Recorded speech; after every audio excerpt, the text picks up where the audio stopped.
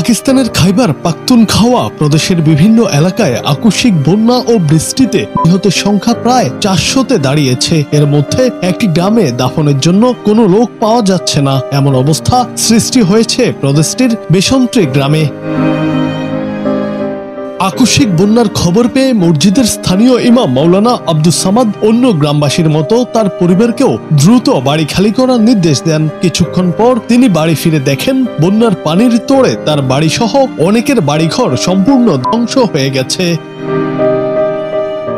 প্রাদেশিক দুর্যোগ ব্যবস্থাপনা কর্তৃপক্ষ পিডিএমএ জানিয়েছে নিহতদের মধ্যে 279 জন পুরুষ, 15 জন নারী এবং 13 জন শিশু রয়েছে। প্রতিবেদনে বলা হয়েছে, ভারী বৃষ্টিপাত ও আকস্মিক বন্যার কারণে এখন পর্যন্ত মোট 74টি বাড়িঘর ক্ষতিগ্রস্ত হয়েছে, যার মধ্যে 63টি আংশিক এবং 11টি সম্পূর্ণ ধ্বংস হয়েছে। বন্যায় ক্ষতিগ্রস্ত বিভিন্ন জেলার মধ্যে রয়েছে সোয়াত, বুনের, বাজাউর, তোরঘর, মানছেহরা, সাংলা এবং বটগ্রাম।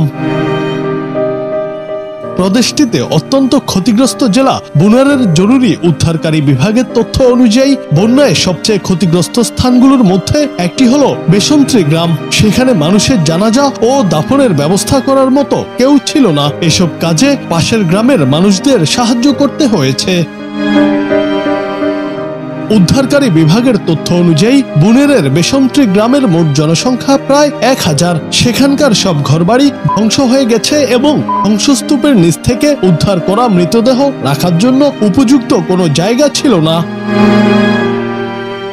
জরুরি উদ্ধার বিভাগ সূত্রে জানা গেছে, বেসন্ত্রী ছাড়াও অন্যান্য কয়েকটি গ্রামও বন্যায় ক্ষতিগ্রস্ত হয়েছে। তাদের উদ্ধারকারী দল ইতিমধ্যেই দুর্গত অঞ্চলে পৌঁছেছে। পাশাপাশি প্রদেশের অন্যান্য এলাকা থেকেও উদ্ধারকারী দল আসছে। জুনায়েদ আহমেদ, বাংলা টিভি।